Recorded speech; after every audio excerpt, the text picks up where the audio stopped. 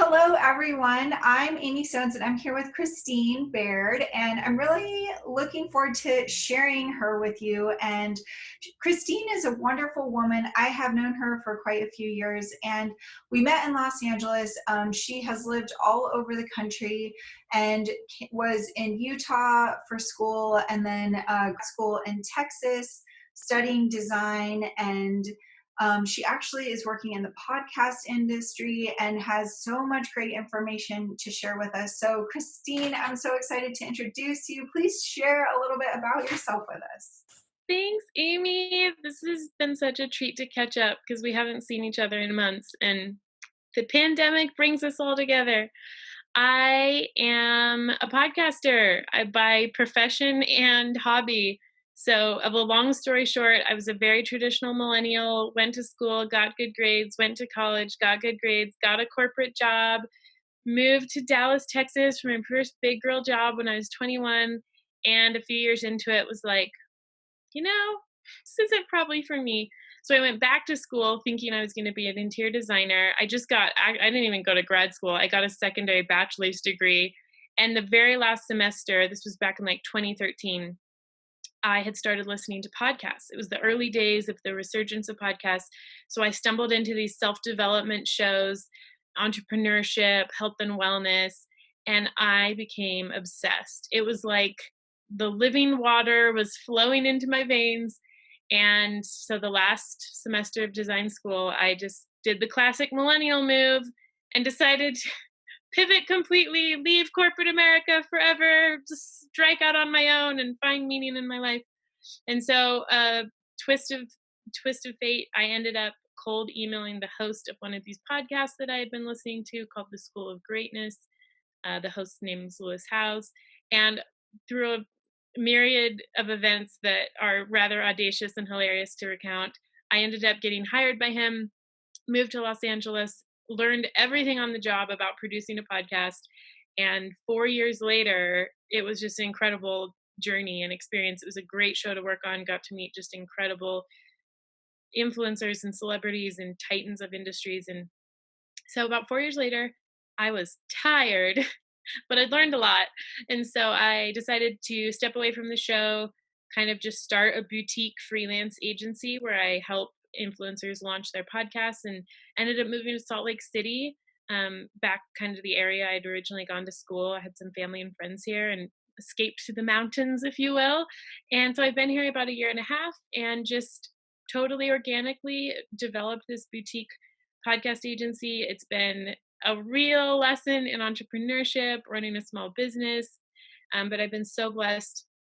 I get to work with the coolest people on great shows that are usually about self-development, impact, wellness, entrepreneurship.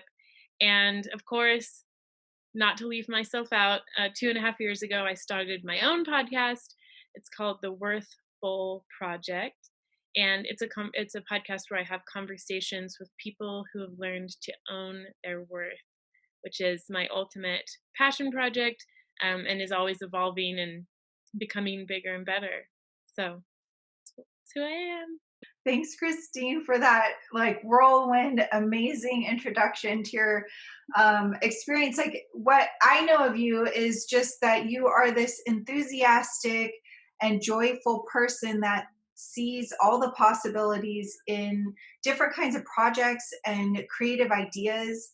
And you have this ability to kind of like join with someone else and dive into what their vision is and bring it out of them, and into the material world. So I'd love to hear you share a little bit about that process of what it's like to collaborate with other people, and to create something from nothing. I love this question. So that you're totally right. I mean, you know me, so not a surprise, but that has been the through line of my entrepreneurial career. My previous career, I was in corporate insurance sales, which is, pretty cubicle monkey work. It doesn't take a lot of creativity or collaboration. So it was a very big shift for me when I left corporate America and decided to get into this, at the time, back in 2014, like very new emerging field of influencer podcast. Like these were new terms back then. And you're right, it was a fertile training ground to teach me that the value of your career will always be a reflection of the value of your relationships. And I sort of intuitively had gotten that message just from listening to some of these podcasts and just starting to take notes from the early days of social media, celebritydom, influencerness. I just kind of intuitively knew something in me said, if you move to Los Angeles and you work on this brand with this kind of high profile network guy, you will develop relationships that will kind of unfold in all the things that you don't even know you want yet. So I really went on that intuition, and it totally turned out to be true. The opportunity to work on a show like Lewis's, which he's just kind of one of the original social media influencers. Like back in the day, he was with like Gary Vee and Tim Ferriss and Seth Godin. Like these guys all kind of came up together in the early days of that world. And so to be connected and working in sort of the belly of the beast, not like it's a bad thing, just like being really in the trenches on a brand like that, day in, day out, being in the studio, meeting all the people on the show, understanding how they connected to each other. And it's not that big of a world, to be honest. It was a very powerful lesson that the best work and the best opportunities really happen through organic, authentic relationships. And so it was a really great education for me to sort of be on the front lines and see it firsthand. My client, Lewis, was just a master of networking. Like that was just kind of his superpower. So I got to learn from one of the best about what that looks like. And as a result, by the time I was ready to move on and kind of expand into my own agency or brand, that was the big lesson I took. And the other big blessing of working on a brand like that is it opened a lot of doors. My name gets passed around a lot because I worked on this brand. Technically, I still do. He's still my client in a much reduced capacity. I don't do nearly what I used to do, which is a blessing. But it's been a very, very powerful education for me to realize investing early on in quality relationships that have the potential to expand you into many different networks will just be priceless. Like it will always, always pay off if you show up your best, add value, make it a good relationship. I'm not saying it's easy. It requires a lot of work. And I'm not saying there weren't plenty of times I wanted to quit because it was just hard and I was tired. And, personal brands are unique. They require a lot. But that has just proven to be the doorway that has opened everything else that I've worked on.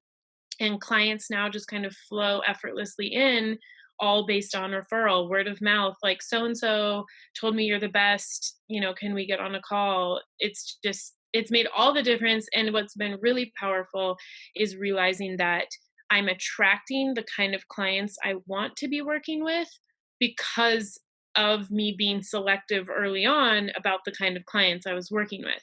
And that has just proven true again and again. It's very rare that I'm referred to someone who I don't want to work with. And I, just sort of gracefully and gently direct them elsewhere if I can tell like we're not a good fit. Thankfully, there's always great resources to send someone to. But that's a very rare experience for me because the quality of my relationships has ensured that the quality of work I get to do is high.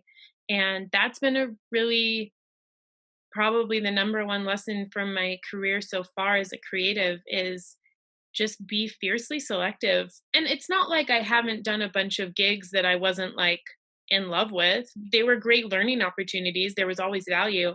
But I've always been pretty selective. And I made a decision when I started my agency last year in 2019 that I was going to price myself at a high price point and be very selective about the clients I took versus just chasing whatever business, I could find. And that's made all the difference because now, even a year and a half later, I'm only attracting high value clients. I made that choice for myself. And so it's paid off.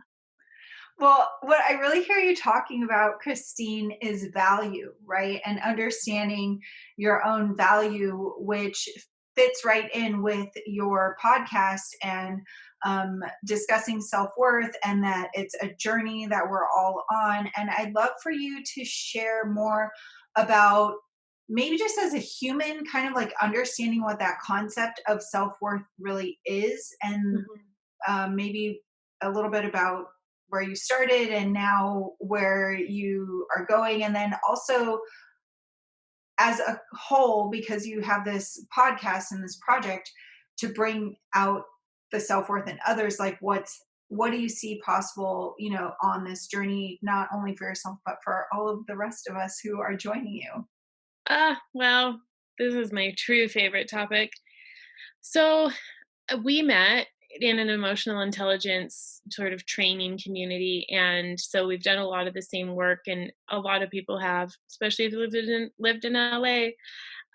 That was, a profound experience for me early on in my chapters in LA, doing a lot of emotional intelligence training, coaching, mentorship, therapy, workshops. I really dove in, took it all. And the common theme about all of those trainings I did, all the feedback I'd constantly get from coaches and mentors was that self-worth was probably my greatest area for growth. We won't call it a weakness because we all know that our weaknesses are just the opportunities for us to grow and become the strongest.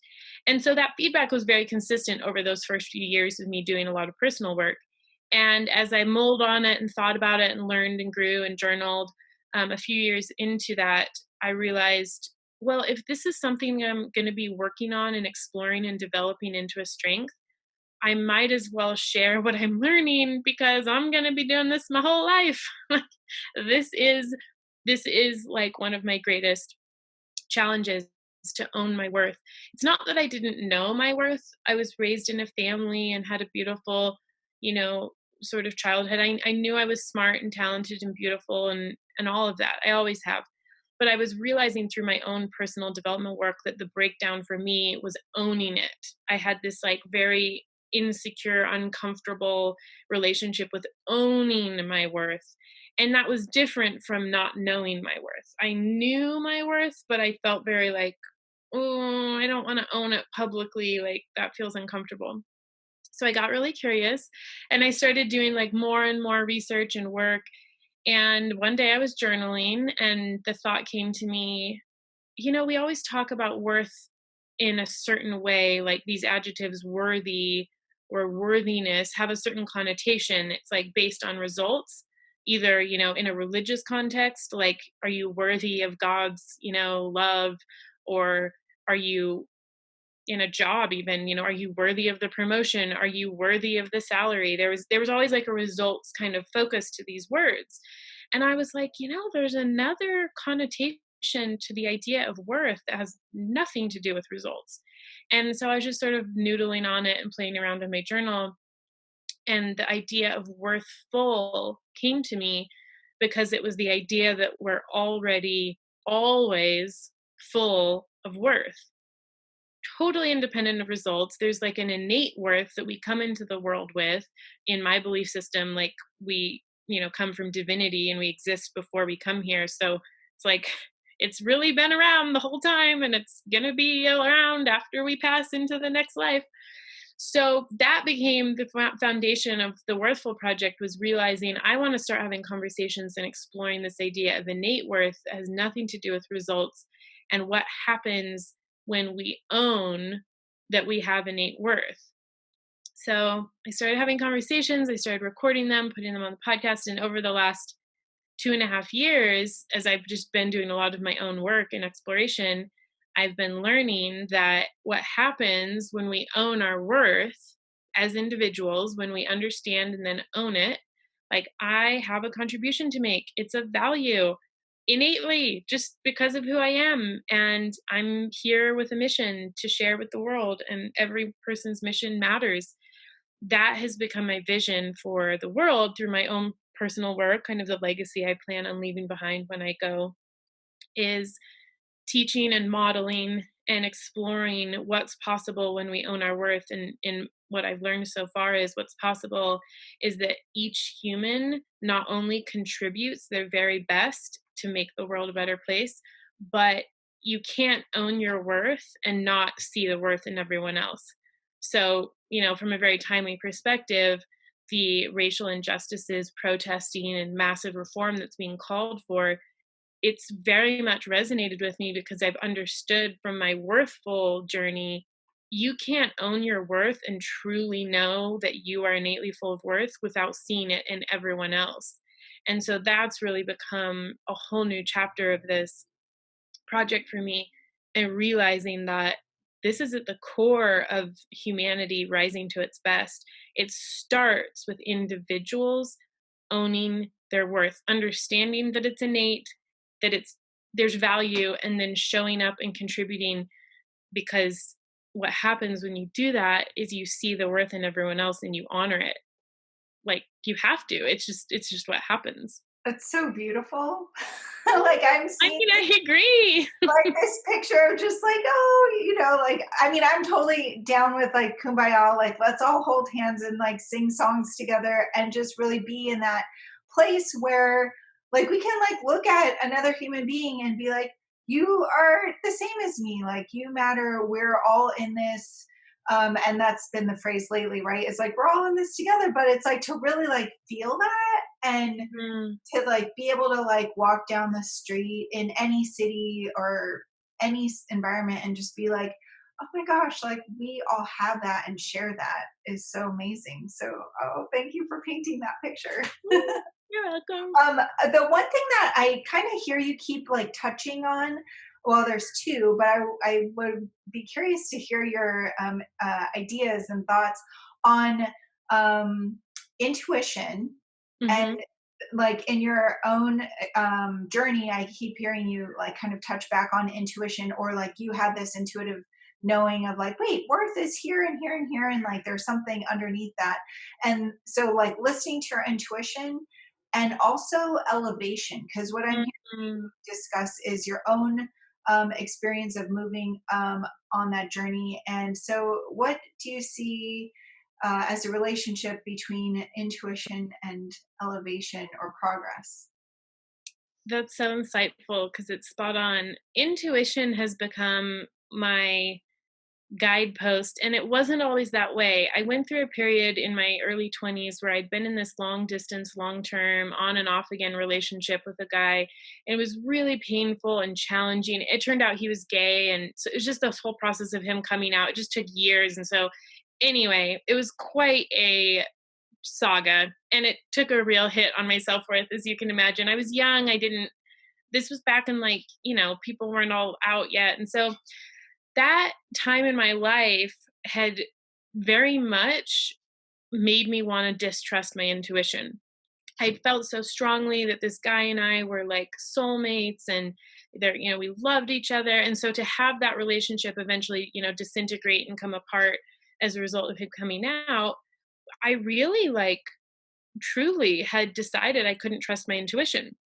And through the results of many years of therapy, coaching, self development, emotional intelligence, I started to put back my relationship with intuition, because, as it turns out, your intuition is always right. And I didn't have any judgment on my past self. Like, I was young, I was maturing, I was evolving. There was some things I didn't know yet. And so in hindsight, I can look back now and see where my intuition was on point. And that was a complex situation and involved another human who was in his own journey. But it's become, as a result of a lot of that work and ups and downs, and it's become sort of my best friend. And as I've trusted my intuition more and more in business, in relationship, in life choices, it's become just this whole new level of living, which kind of goes to your second point about elevation.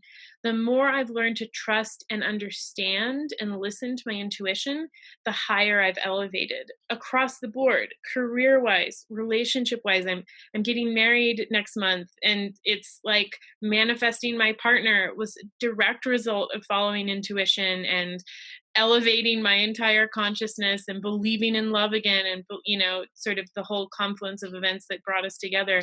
So there is like an inextricable relationship in my mind between learning to trust, believe, listen, feel comfortable with, respecting your intuition, and also receiving the elevation that comes with that. Because in my experience, a lot of what my intuition has guided me through, like, for example, this massive career change, moving across the country, and then at another point changing my career path again and moving again, um, that has not been easy. Elevation is not a easy process. It's elevation. If you think about it, it's almost like you're climbing a mountain, you're elevating. Climbing a mountain is not easy. There's a lot of exertion and like just rough moments where you're exhausted and thirsty and you're like, I can't believe I'm not there yet. So what I've learned is trusting my intuition is the only way to get to the top of the mountain that I want, the mountain I want to be at the top of. But it will require a lot of trust and a lot of commitment over the long haul, because oftentimes the path the intuition takes me on isn't clear from the bottom of the mountain. Like the path that intuition is going to take me to the top. But the elevation process is so profound. It's where all the growth happens. It's where all of the joy is unlocked. And so now it's become like one of the most trusted, dear parts of my, human experience and connecting to my spirit. It doesn't mean I don't still have plenty of days of doubt and struggle. And a global pandemic has been a whole new level of elevating. I think we can all say, I've, been on my knees so many times in the last few months, just feeling like, oh my gosh, like what?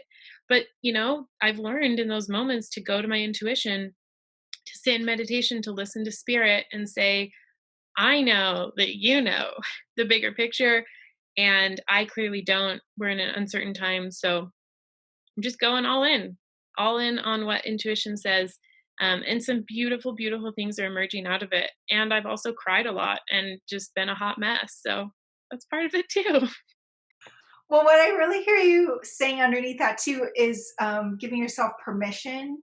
And Yeah. you use the word trust, but I think it's also like permission to have space to experience the things, and like that crying's okay. like, you know, and I think why I get along with you so well and identify with you is like I had that before too, that judgment of like, crying, why would I cry, like I would never cry, like, whereas like that's not productive maybe in the long run of this sort of like bottling up of emotion or experience. And so if you could just share a little bit about like permission giving for yourself or that journey, and then also what I think is my intuition is telling me to ask you about too is the inspiration that comes when you give yourself permission. Mm, you are intuitive. I mean, we already both knew that, but actually this little hand lettered poster in the background in my room here, a line in that it's a manifesto that I wrote with my best friend at the time of my career change back in 2014 when I was like taking the big leap and had no idea what was going to happen. We wrote that and had a artist hand letter it. So it's been in my room for years. And one of the lines in that manifesto, kind of a manifesto for this new chapter of my life, was give yourself permission. I have been pondering on this for a good, 7 years now or so. What's happened for me is I've given myself permission to, one, be myself, two, follow my intuition, embrace whatever unique journey and experiences my life is, that I've come home to myself, which has been just a profound experience. I mean, I'm still coming home to myself, but I had strayed pretty far from myself through those years of like corporate life. It just, for me, it wasn't like a fit. Obviously a relationship I'd been in that wasn't a fit, and other chapters. So I've come home to myself as a result of giving myself permission. I've created a career that didn't exist before, and I could never in my wildest dreams have told you this is what I was going to do for a career. I've developed some of just the most rich, delicious, meaningful, intimate relationships. I have lived in places and had experiences that I could never have conjured in my wildest dreams. Things that people don't have access to have come to me. And overall, I've created a life that I truly, actually, in my core, for me, feel very aligned with. And I mean, just not to get into like the productivity details of Christine's day to day, but in the last year and a half, I've been working slowly and steadily towards only working an hour a day. I'm just not someone who wants to be working all the time, meaning I don't want to be like billing client hours every 8 hours of every day. So I've been slowly shifting my entire work life to be like, I'm really only going to work an hour a day, and learning how to do that and learning how to spend a bulk of my day in creative projects, time with friends, cooking, reading, meditating, pondering, spending time outdoors, things that fill me with joy. That's only come about as a result of me giving myself permission and realizing through the years, Christine, you're not built like so and so and so and so and so and so. You're built like you're built. So for you to experience the fullest version of your life, it's going to look totally different. And you got to give yourself permission to build the kind of lifestyle, workflow, career, etc., that fits you so that you can give your best contribution. And as it turns out, for me, that looks like working maybe an hour a day. So there's some days I work a little more. It ebbs and flows, but that's like, for an example, one of the things that's come as a result of me giving myself permission. Christine, I would love to ask if there's any last tidbits that you would love to share with us because you are truly inspiring. Mm, thank you, Aimee. I will share what I've been working on this year, kind of what's come to me during the pandemic. I have, as everyone, had a lot of time to think and ponder. And one of the things that came up for me was that this project around learning to own my worth has been broadly focused for the first couple of years, and for good reason. But a theme, a focus is coming to me very clearly, intuitively, if you will. And so, what I've been deeply diving into in the last few months, and I'm excited to see where this goes. So, come join the ride. I'm not sure where we're going, is an idea of a worthful home and what it means to create a home for your worth. And I mean physically and also metaphorically and spiritually. So I've started shifting a lot of my interviews, my conversations, my work, my explorations to this idea of creating a home for my worth. And I love design.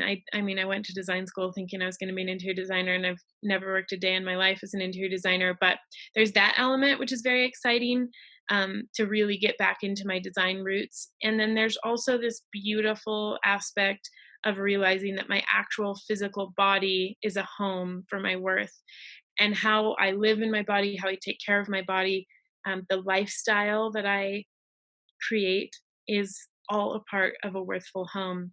So that's what I'm working on right now. I'm very excited. I'm exploring all different avenues. So if that resonates or you're interested, feel free to join. I mostly share on my podcast, Worthfull Project, and also on my Instagram, with his Worthfull Christine is my handle.